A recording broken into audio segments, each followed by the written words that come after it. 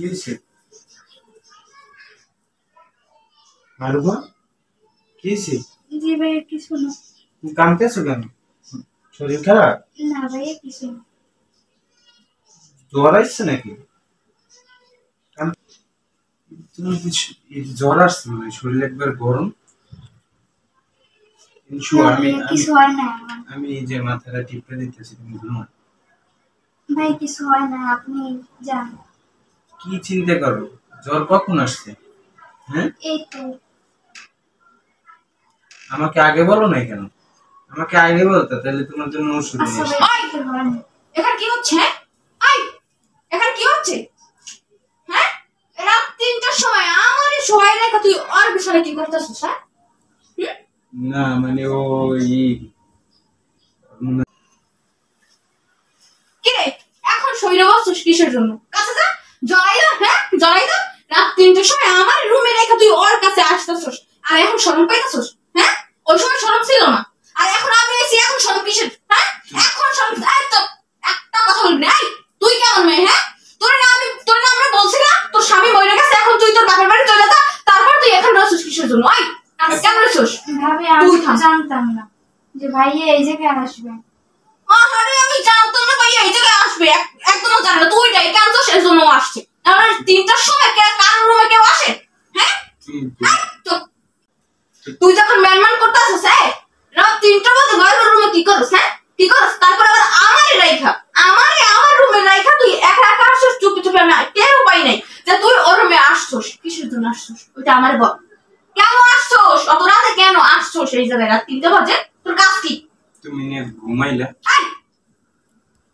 রাত 3টা বাজে ছোট বাইরের রুমে কি হ্যাঁ রাত 3টা বাজে ছোট বাইরের রুমে কি চাস কি মুখে জবাব নাই হ্যাঁ কথা বের হয় না না আমি দেখতে আইছি আই কি দেখবি তুই হ্যাঁ একটা মহিলা মানুষের রুমে আইছে সেই মহিলার তুই কি দেখবি তোর বউ আছে না তোর বউ থাকতে অন্য মেয়ের দিক তুই কেন তাকাবি এই মেয়ে তুই কেমন হ্যাঁ আচ্ছা তুই কেমন আপনি কিন্তু ভুল বুঝতেছেন আই বুলবুল বলছি হ্যাঁ তোর 100 বার বলার পরেও তোর বাপের বাড়ি তুই কেন যাস নাই হ্যাঁ ওর জন্য না বুঝতে পারছি শুধু ওর জন্য তুই বাপের বাড়ি যাস নাই ফষ্টি নষ্টি করস হ্যাঁ এই কতদিন ধরে তোর রুমে আসে এটা বল আর কতদিন ধরে তোর রুমে আসে এটা বল কতদিন ধরে তোর রুমে আসে হ্যাঁ ভাবি এগুলো কিন্তু বাড়াবাড়ি হইতে আছে এই চুপ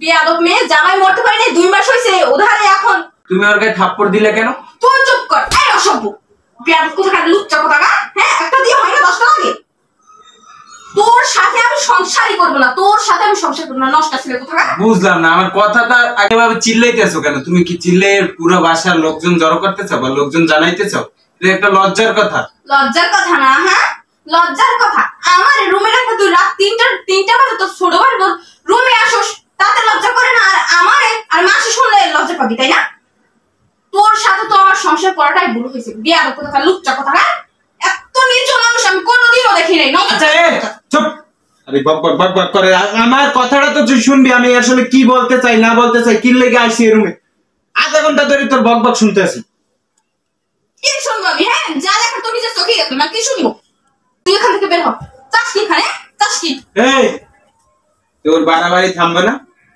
তুই আরে কি বের করস আমি তোরে বাইর করে দেব তবে বাইর করার আগে এই কথাটা শোন আমি এই জায়গায় কি লেগে আইছি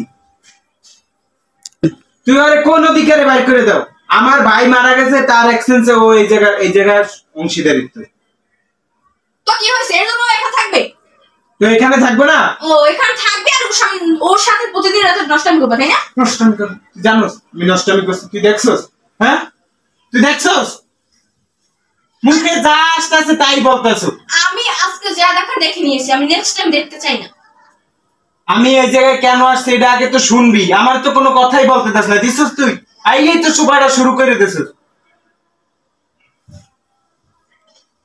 আমার হঠাৎ করে ঘুম ভেঙে গেছে ঘুমের মধ্যে শুনতেছি গুনগুন করে কি যেন কান্না করতেছে পরে ওর রুমে আইসা দেখি ওর প্রচন্ড জ্বর ওর শরীরে হাত দিয়ে দেখ আর শরীরে হাত দিয়ে দেখ ভালো করে হাত দিয়ে দেখ প্রচন্ড জ্বরে ওর কাতরাচ্ছে একা একা মানুষ কেউ নাই পাশে কেউ যে আইসে একটু মাথায় হাত দিয়ে বলবে যে ঘুমাও একটু আরামে মানে মাথা টিপে দিবে এরকমও কেউ নেই এজন্য আমি বলতেছি যে তুই ঘুমা আমি তোর ভাসুর না, আমি ওর বড় ভাই সমতুল্য।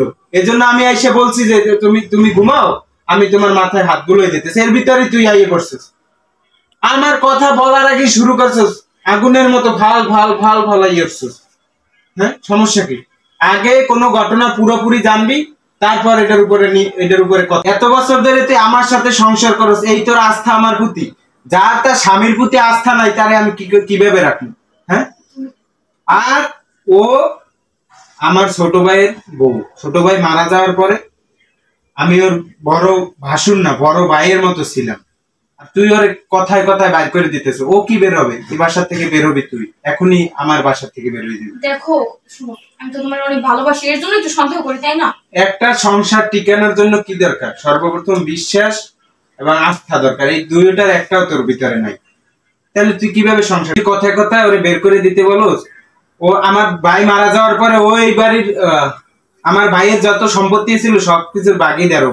পরে কিভাবে বাইর করি আমি? পরে আমি কোন অধিকারে বাইর করি? তুই আমার স্ত্রী, আমার স্ত্রী হিসেবে আমি তোকে বাইর করে দিই।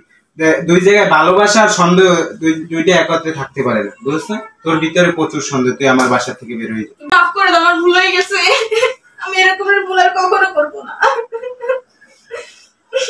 আগে মানুষের দেখা এবং শোনায় ভুল থাকে। আগে সবকিছু সঠিকভাবে দেখবি বা শুনবি, বিচার বিশ্লেষণ করবি, তারপর কোনো সিদ্ধান্ত নিবি। তুই তো কোনো কিছু বিচার বিশ্লেষণ করার আগে সিদ্ধান্ত নিয়ে ফেলাইছো, মানে আমি করে ফেলাইছি এই সেই। আচ্ছা ভাইয়া, ভাবি তার ভুল বুঝতে পারছে, তার ক্ষমা করে দেন। তুমি বসো, তুমি ঘুমাও। ও যে ভুল করছে, ওর ভুলের কোনো ক্ষমা নাই। ওঠ, তুই আমার বাসা থেকে বের হ। তোর ভুলের কোনো ক্ষমা নাই, যা। তোর সন্দেহ নিয়ে তুই যা। তুমি ঘুমাও। আচ্ছা ভাই, কাজটা কি ঠিক হয়েছে?